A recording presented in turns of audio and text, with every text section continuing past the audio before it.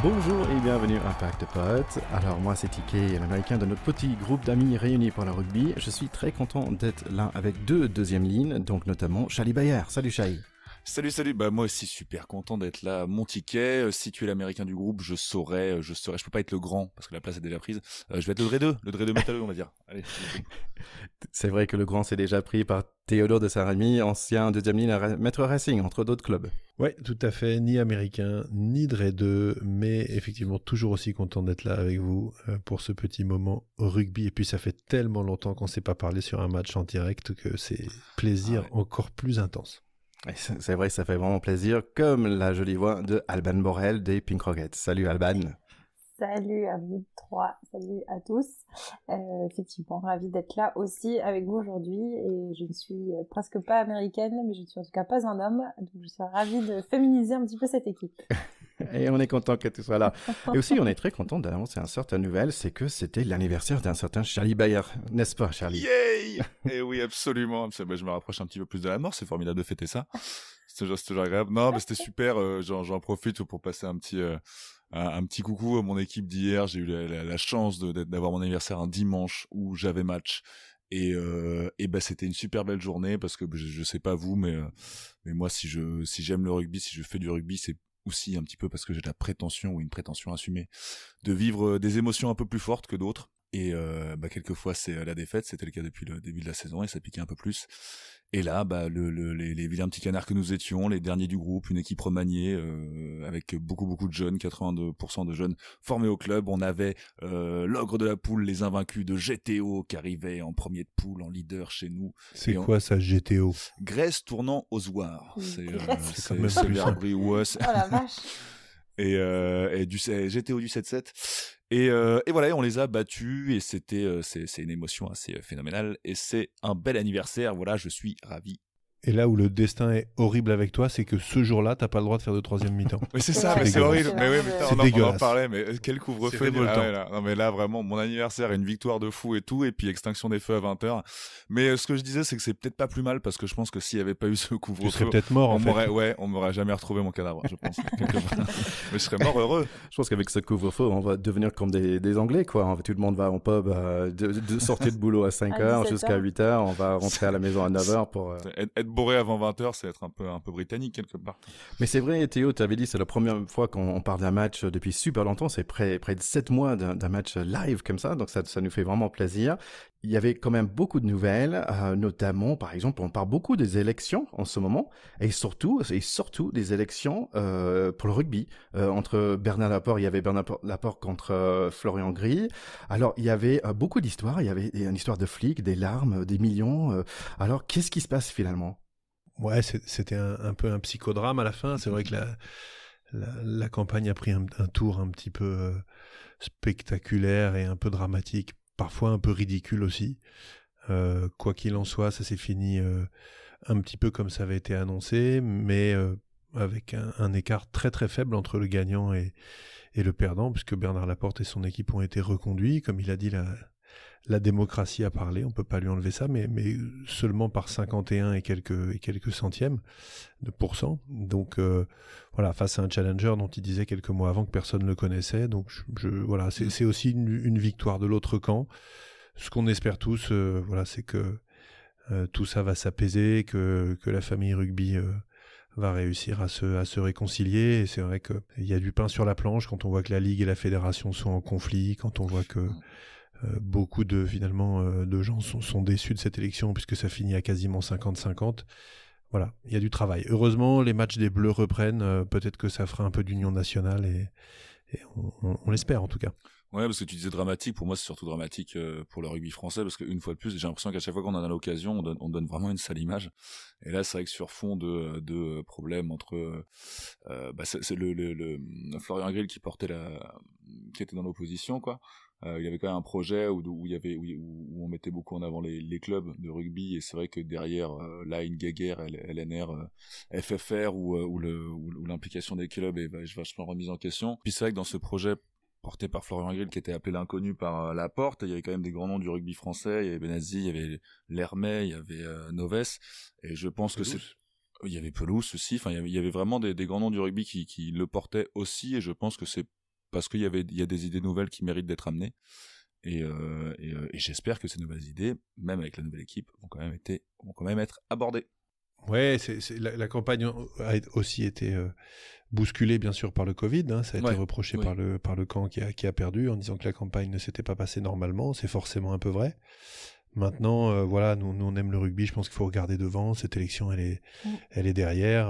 Il y a un mandat à faire. Il y a une Coupe du Monde au milieu. Il faut qu'on essaye d'être champion du monde en 2023. Et puis c'est surtout ça, je pense, l'objectif qu'on doit tous avoir en tête. Et on va en parler après. On pense tous que c'est possible parce qu'on a une très belle génération. Il y a de quoi rêver, ouais. Entre-temps, il y avait quand même du rugby, notamment The Champions Cup avec Racing 92 contre Exeter. Alors moi, personnellement, je me suis posé quelques questions. Numéro 1, en fait, c'est où Exeter? Finalement, c'est un peu la Finistère de l'Angleterre, si vous ne savez pas. Et ma deuxième question, c'est quoi ce couleur de maillot? En fait, on dirait une espèce de tache de vin, franchement, super moche. Et la troisième question, si Camille Chat, il fait un refus, est-ce que c'est un chaffut? Moi je valide. Je valide à 40 000%. Ouais. Allez, on va pas faire tout le match. Il faut juste quand même dire que ce côté Racing, Zebo était très bon. Finn Russell était intercepté 2 fois, donc bravo aux mecs de vidéo côté externe. Les Racingmen, ils ont tout essayé. Ils ont vraiment bien battu, mais vraiment, même avec les meilleurs du rugby autour du monde, Shah, Bill, Zebo, Leroux, Vakatawa, etc., ils n'étaient pas en mesure de battre les pragmatiques anglais. Donc 31-27, un défaite, le 3e pour le Racing en finale. Dommage pour la France. Je pense qu'on peut vraiment pas dire qu'ils n'étaient pas en mesure de les battre. Je pense qu'ils étaient tout à fait capables de les battre. Je crois qu'il y a plusieurs erreurs majeures dans ce match-là que font les joueurs du Racing.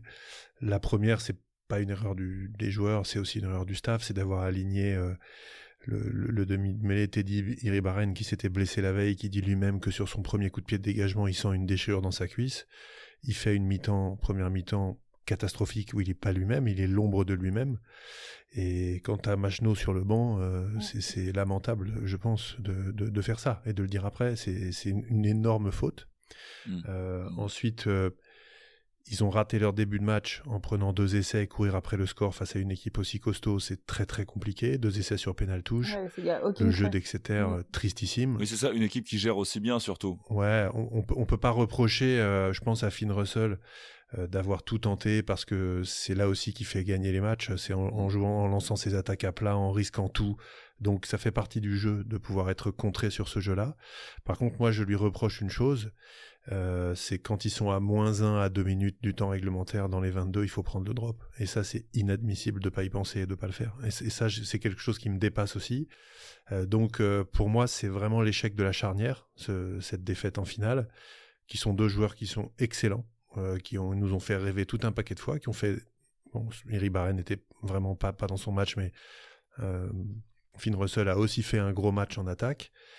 Il a été contré, c'est tombé du mauvais côté, et un grand attaquant doit aussi être un peu gestionnaire dans le money time. C'est pas possible de passer à côté de cette victoire-là avec la fin de match qu'ils avaient en ayant fait cette débauche d'énergie pour revenir à 1 point à 2 minutes de la fin. C'est dramatique. Voilà. Donc on peut que être triste. Après, bon, il y a un vainqueur, c'est Exeter, tant mieux pour eux. Par rapport à Iribarren, c'est vrai que ça a fait couler un peu d'encre parce que, pour moi, ce qui était un peu symptomatique là-dessus, c'est que est-ce que la faute professionnelle revient aux joueurs d'insister pour jouer une finale? On en a connu des histoires dans des histoires de finale de joueurs qui étaient à moitié pétés, qui veulent quand même insister pour le faire et qui te sortent une finale de feu parce qu'au final c'est quand même des trucs que tu fais qu'une fois dans ta vie. Donc est-ce que c'est le joueur qui aurait dû insister pour ne pas jouer, ou est-ce que c'est au staff Quand il sent la décharge dans la cuisse, quand il dit lui-même sur mon premier coup de pied je sens une décharge dans la cuisse. Teddy, il faut sortir. Je suis désolé, c'est pas possible. C'est un peu un excès, c'est un peu un excès d'orgueil aussi à ce niveau-là. Enfin, tu vois, c'est bon. Ouais, mais de l'orgueil, il t'en faut pour quand t'es en finale. Enfin, tu vois, c'est ça aussi qui est un peu dur, quoi. C'est que oui, l'orgueil, c'est ton moteur, hein, quand t'es en finale. Attends, c'est pas comme si t'avais un junior première année sur le banc, quoi. C'est ta Maxime Machno derrière, quoi. Donc fais confiance. Bonne nouvelle pour le Racing. Il y a quand même le top 14 où ils ont affronté ce week-end Stade Français. Désolé pour Alban et Charlie, mais quand même, c'est Racing qui a gagné 27-25. Oui, alors pour la petite parenthèse, c'est une triste défaite. Non, mais moi, ce qui est marrant, c'est que tu fais le constat un peu de quelques fautes, on va dire, presque professionnelles du côté du Racing. en Coupe d'Europe, mais moi je trouve que le Stade Français a fait un schéma assez similaire contre le Racing là, sur les 20 dernières minutes du match. Bref, des erreurs, des choix stratégiques selon moi, et pour le coup ils ont tenté le drop qu'ils ont bien marqué, mais bref, on fait la parenthèse, mais c'est une triste nouvelle pour nos stadistes qui avaient le match en main en plus, selon moi. Charlie? No comment. Non, c'est triste parce qu'en effet, il y a une très mauvaise gestion à la fin sur un match qu'on avait entre nos mains, une touche mal gérée sur la sirène qui est un peu symptomatique de tout ça. Qu'est-ce qu'on va retenir pour rester positif? C'était un derby. Voilà, ça a tenu ses promesses pour les amateurs de suspense, c'était beau, et puis voilà, le prochain, il y aura une autre issue. Bonne nouvelle, il y aura un autre bientôt. Oui, allez, ça. Alban, est-ce que tu peux nous parler un peu de top 14? Oui, bah écoute, le top 14, on a actuellement 2 leaders à 18 points, Clermont et Toulouse, qui font des belles parties. Clermont qui a gagné à Pau le week-end dernier, et puis Lyon, La Rochelle et Pau et le Racing du coup qui occupent les 4 prochaines places. Et après en bas de tableau on a Bordeaux, Castres et Agen qui flottent, on va dire, notamment Castres et Agen, qui sont plutôt en train de s'enfoncer que de flotter, mais voilà. C'est surtout inquiétant pour Agen qui a joué 6 matchs alors que beaucoup d'équipes qui sont au-dessus ont des matchs en retard, y compris Bordeaux qui a 3 matchs en retard, ce qui est énorme. Donc voilà, Agen ça sent déjà le sapin, on va dire. Et Castres, ils ont quand même 2 matchs en retard, donc ils ont de quoi aller batailler avec les équipes qui sont au-dessus. Ouais. C'est ça. Et je trouve que c'est pas comme ils ont pris des grosses défaites non plus, Castres. J'ai vu le match contre Toulon récemment, je trouve qu'ils sont bien battus, ils ont jamais été battus par des grosses raclées, on va dire. Donc je pense qu'ils vont pas rester là longtemps, je dirais. Mais les gars, on est là quand même pour parler de ce magnifique match France-Pays de Galles. On y va? Bien sûr qu'on y va. Ah, volontiers. C'est parti. Right.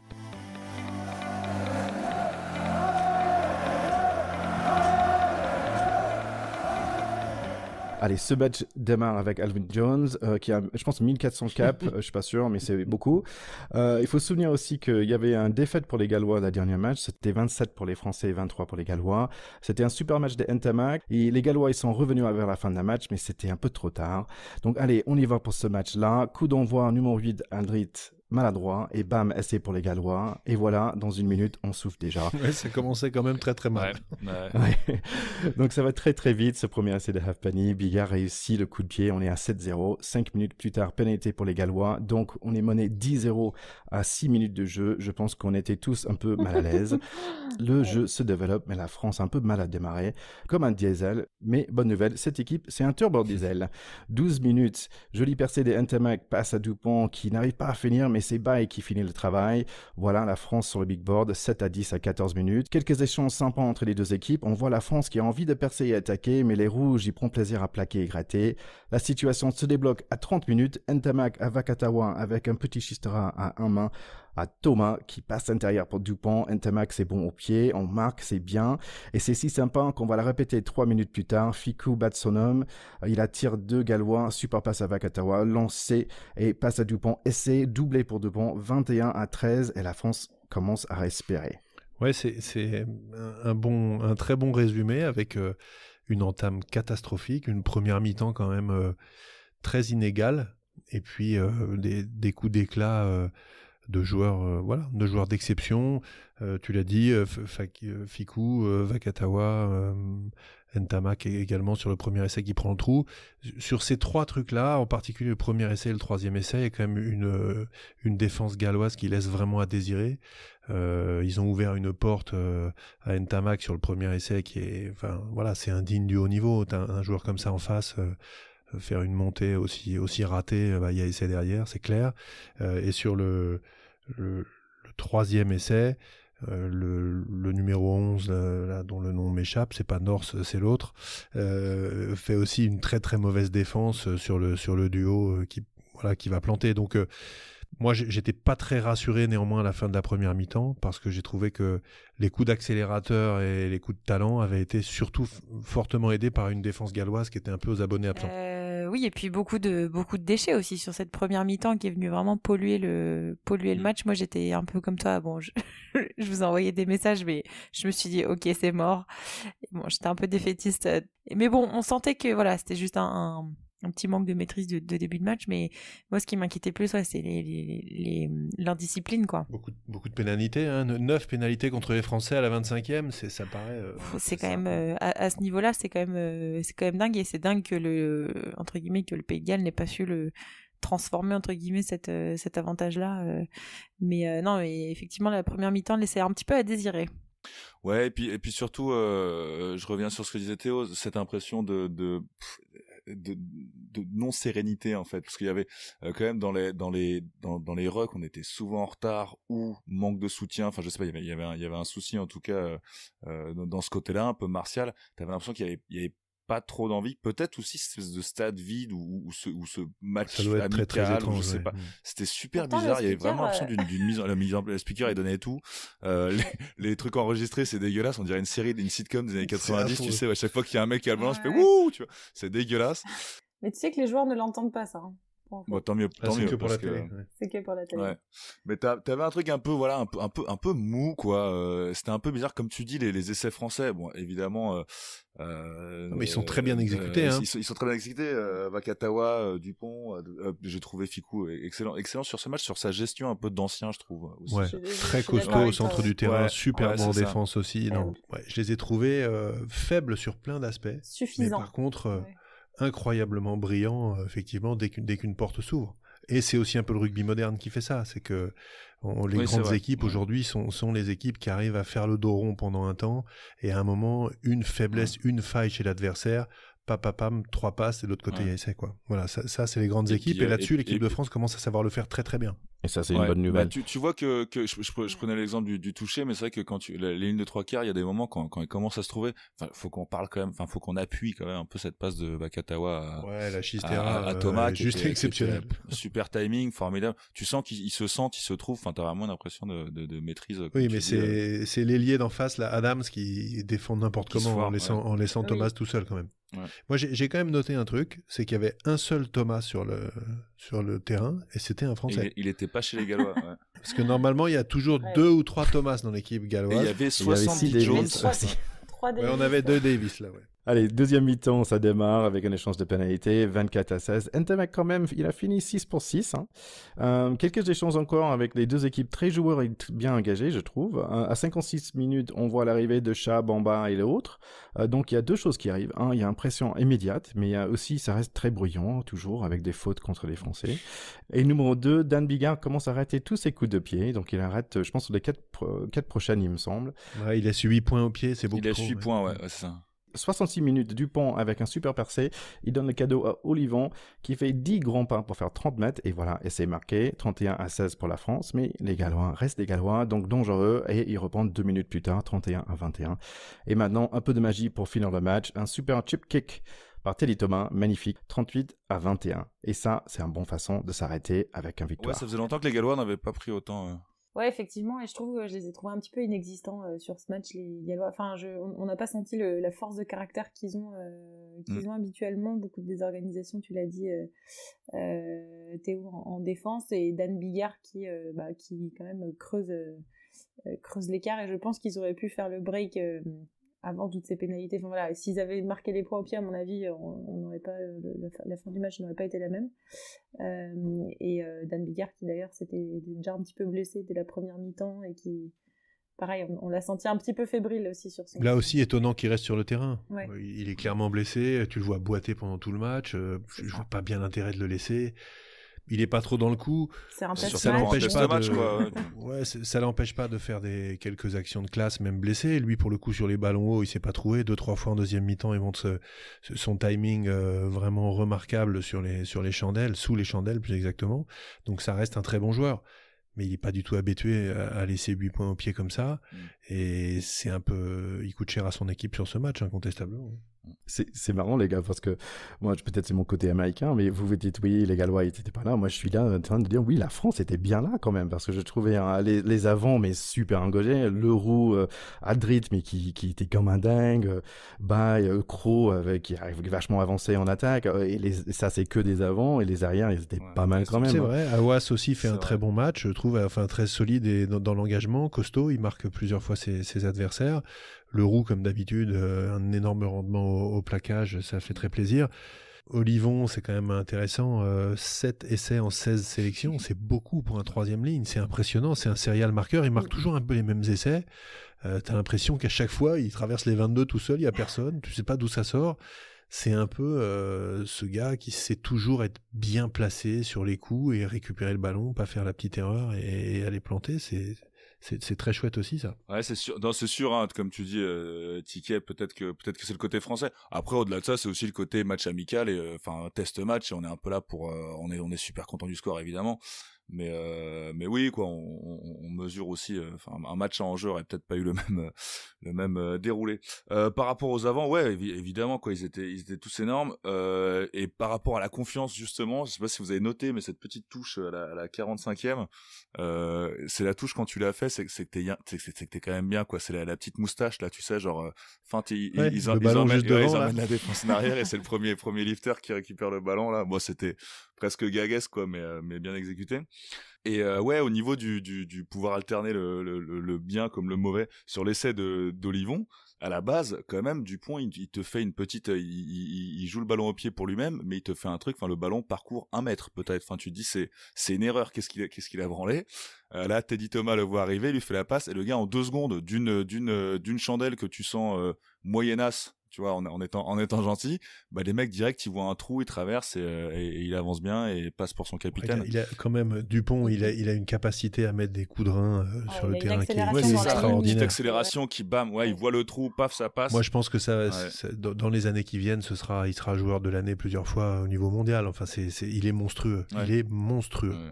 J'ai lu un peu le presse anglo-saxonne, ils disaient tous que c'est un world-class player. Évidemment, c'est monstrueux. Il a que un seule direction, c'est avant, quoi. Il va toujours vers l'avant. Donc, je pense qu'on est tous d'accord que quand même, ça fait plaisir d'avoir une équipe de France comme ça. Plaisir, ça met en confiance pour la suite, quoi. Et surtout, il y a un truc qu'on n'a pas eu depuis très longtemps, on l'a déjà dit, mais comme ça fait 7 mois qu'on ne s'est pas parlé, on peut le redire.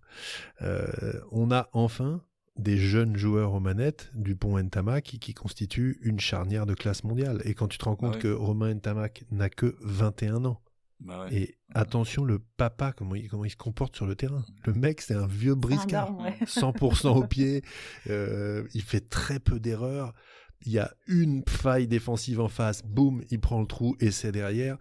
Il joue déjà comme un mec qui a 15 ans d'expérience au plus haut niveau, il est impressionnant. Ouais. La sérénité qu'il affiche aussi, je trouve. Sérénité incroyable. Son visage, il a aucun... il est presque inexpressif parfois, tu vois. C'est presque... Ouais, tu sais, quand il fait la réception sur le marque, t'as l'impression, le mec, hop, j'arrête tout le monde se calme, j'ai le ballon, voilà, c'est bon les gars, on se calme. En parlant de visage, il y avait quand même le visage d'Aldrit qui était bien marqué. Moi, personnellement, si j'ai un visage comme ça, je ne jouerais pas un match. Je pense. Ouais, dès le début. Ça compte pas. Il est venu avec. Tu vois, tu peux pas. C'est pas genre il ressort du match où il s'est fait un peu marcher dessus. Non, il est venu avec. Ça compte pas. Par rapport à la charnière dont on parlait aussi, ce qui est encore plus excitant, c'est que Ntamak va jouer 10 à Toulouse et que du coup c'est la charnière. Qui est en équipe de France, elle va avoir de l'expérience en plus en club, ils vont jouer tout le temps ensemble. C'est génial. Les gars, c'est génial. Enfin, ouais, je pense. Allez, les gars, on passe à autre chose. Il y avait quand même un autre match de rugby, donc on était un peu gâtés au niveau rugby international. Il y avait Irlande-Italie. Ce match Italie a démarré assez fort, avec un joli percé du numéro 6. Le 10 a presque marqué, mais Irlande a fait un faute. Donc, ils donnent 3 points à Italie et ils ont pris un carton jaune. Et donc, puis après, à 14, Irlande a décidé de dire, en fait, on va vous montrer que c'est nous le plus fort ici. L'Irlande plante un essai rapidement par leur numéro 8. Ils font reculer les Italiens en défense. Ils gagnent des molles, ils gagnent des mêlées, ils grattagent, ils prennent des points avec un penalty. Tout ça en 10 minutes avec un carton jaune. Normalement, les équipes, ils attendent 60 minutes pour vraiment démontrer leur puissance. L'Irlande, ils ont attendu environ 30. Avec un essai des avants, un essai refusé par Keenan. Je pense que c'est un nom, on va entendre la semaine prochaine. Les Italiens, ils essayent de reprendre le match en main. Ils étaient sur la ligne de 5 mètres d'Irlande. Ils essayent, mais c'est le petit frère contre le grand. Plaquage offensif par l'Irlande, ballon récupéré, contre et essai, Keenan, mais cette fois validé 24-3 pour la première mi-temps. Deuxième mi-temps démarre avec un peu de soleil pour l'Italie, interception d'un pas sauté de Sexton, donc 24-10. Irlande un peu endormie après le mi-temps. Et voilà, tout a fini comme vous avez pensé, avec un avalanche d'essais dans les dernières 20 minutes. Ça finit 50 pour Irlande, 17. Irlande très décisive quand même. C'est un peu le tarif contre les Irlandais. Tu montres un peu de faiblesse, t'es un peu fatigué à l'heure de jeu, ça déroule. C'est l'équipe quand même en forme, qui est en tête du tournoi destination. Finale annoncée contre nous le week-end prochain. Je trouve le décor est planté. Ça risque d'être un superbe match. Voilà, c'est ça qui est sympa. En espérant que l'Italie se réveille un petit peu aussi contre l'Angleterre. On voit bien que les Italiens sont très valeureux et qu'ils arrivent à faire des choses. Voilà, on en a déjà parlé aussi là souvent, en profondeur de banc très limitée. Ils font le maximum et puis à l'heure de jeu ça craque. Voilà, donc c'est toujours un peu le scénario annoncé avec les Italiens et pour lesquels c'est très difficile. Maintenant, ces Irlandais, ils ont à la fois ces joueurs de talent et d'expérience qu'on connaît maintenant, les Sexton, leur deuxième ligne, etc., qui sont très très costauds. Et puis ils ont le petit nouveau là qui marque 2 essais aux Italiens quand même pour sa première sélection. Keenan, comment tu dis Keenan, oui, c'est très en forme. Ouais.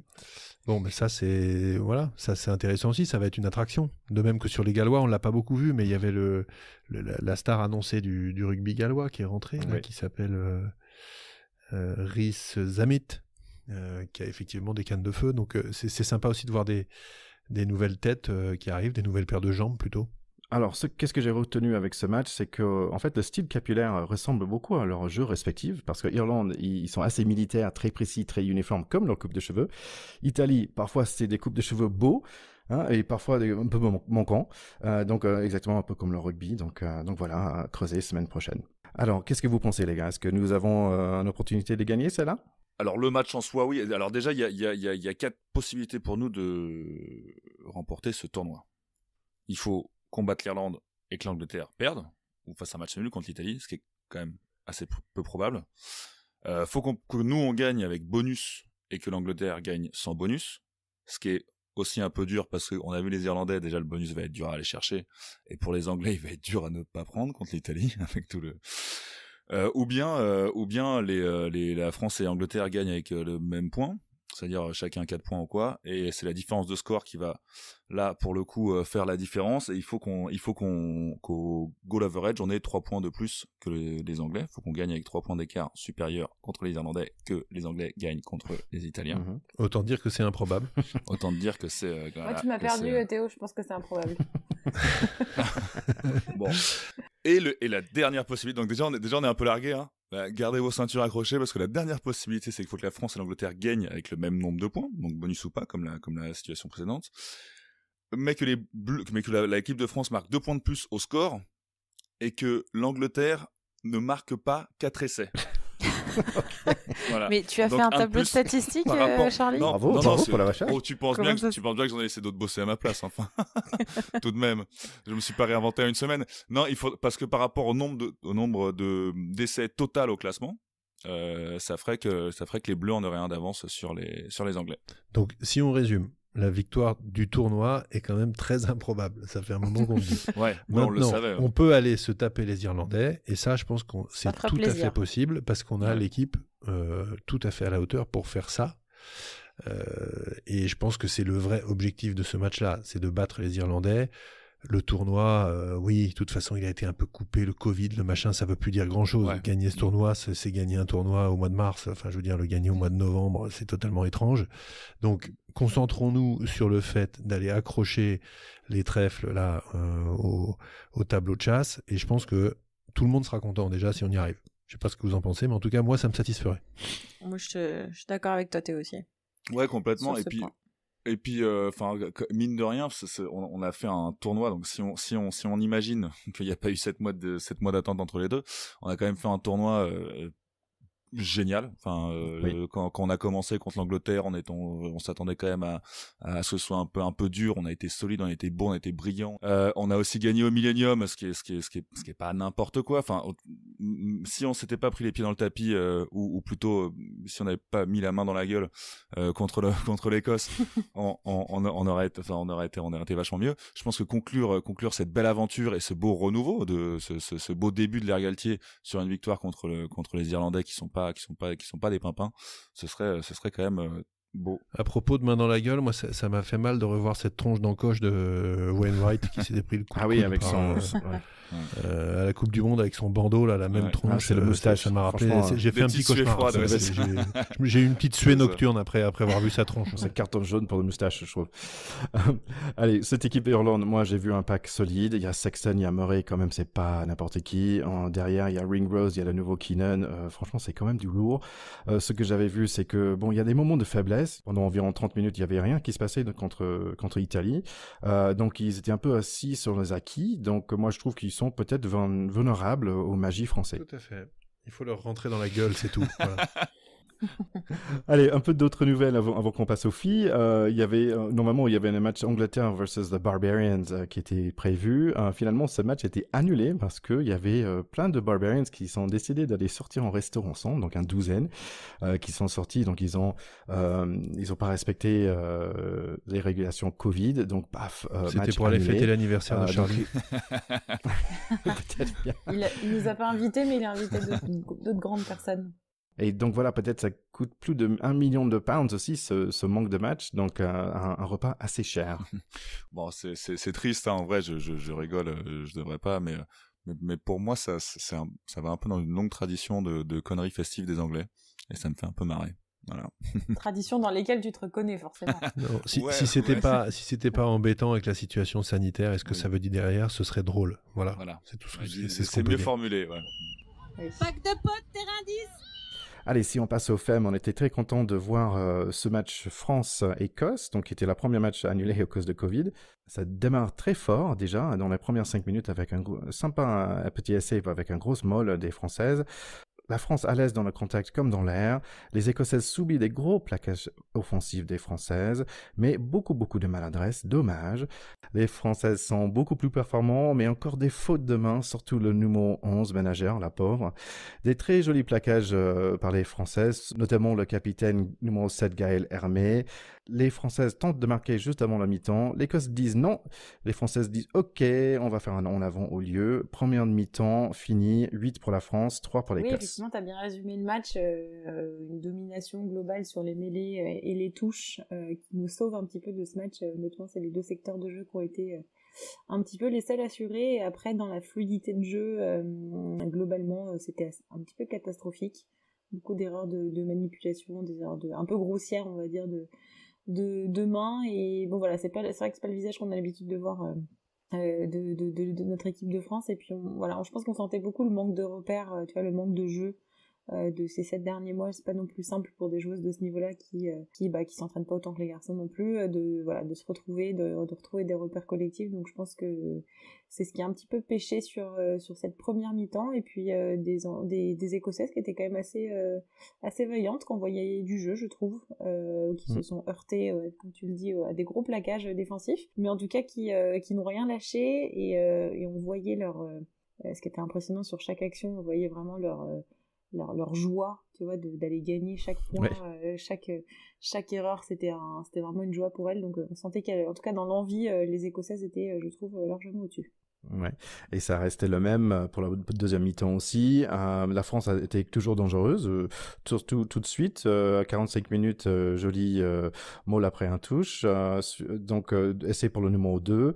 Un peu difficile en tant que fan, parce que nous, on entend un score un peu plus haut pour les Françaises. L'Écosse, c'est une équipe assez amateur, si j'ai bien compris, mais très joueuse. Elle gagne une mêlée. Ils défendent pas mal contre les Françaises, qui manquent un peu d'urgence, je trouve.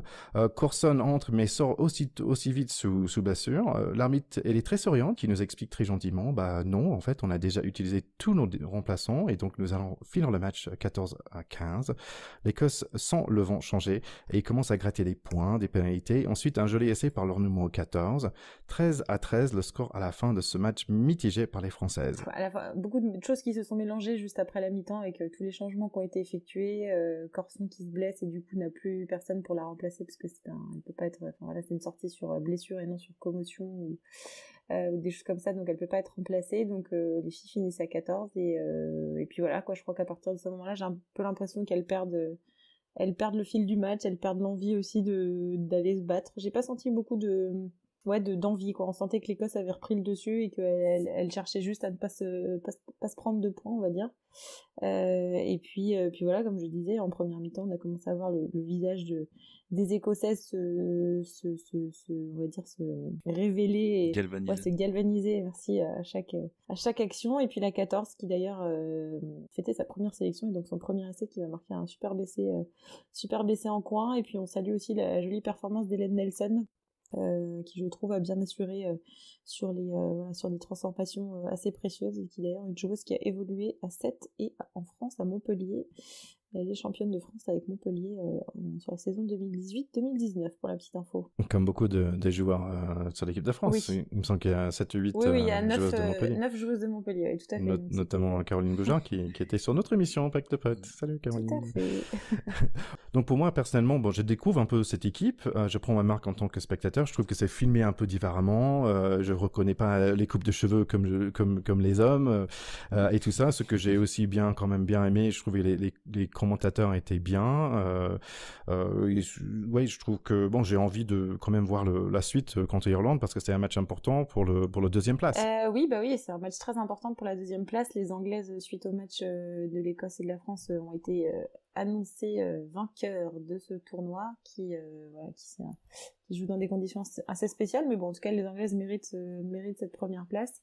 Et puis un match contre l'Irlande qui se jouera dans des conditions un petit peu spécifiques, parce que je ne sais pas si vous avez suivi. Donc un match qui devait avoir lieu à Villeneuve-d'Ascq le dimanche 1er novembre, et puis en fait les Françaises ont accepté d'aller le jouer en Irlande, parce que si les joueuses d'Irlande venaient ici, elles auraient à leur retour une quarantaine de 14 jours imposés par les mesures gouvernementales. Donc les Françaises qui n'ont, elles, pas de contraintes de voyage pour aller en Irlande et en revenir se déplaceront à Dublin pour aller jouer ce match pour la deuxième place. Donc c'est une belle preuve de solidarité dans ce temps un petit peu morose. Assez classe, ouais.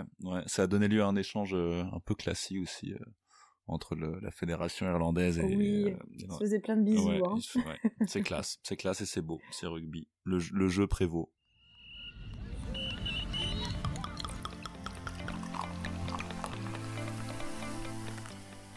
Donc oui, semaine prochaine, on a plein de super matchs. On a France-Irlande pour les garçons, on a France-Irlande pour les filles.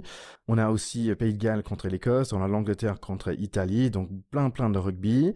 Donc revenez aussi la semaine prochaine, parce que nous, on va être là avec vous, on va suivre tous ces matchs de fin de destination et tous les autres test matchs de la France, et notamment ce Autumn Cup. Donc vous allez entendre beaucoup plus de nous dans les semaines à venir, parce qu'en fait, on était en manque de rugby pendant 7 mois presque, non? Mais ouais, c'est ça, ce n'est que le début d'un long marathon d'un long marathon rugbystique.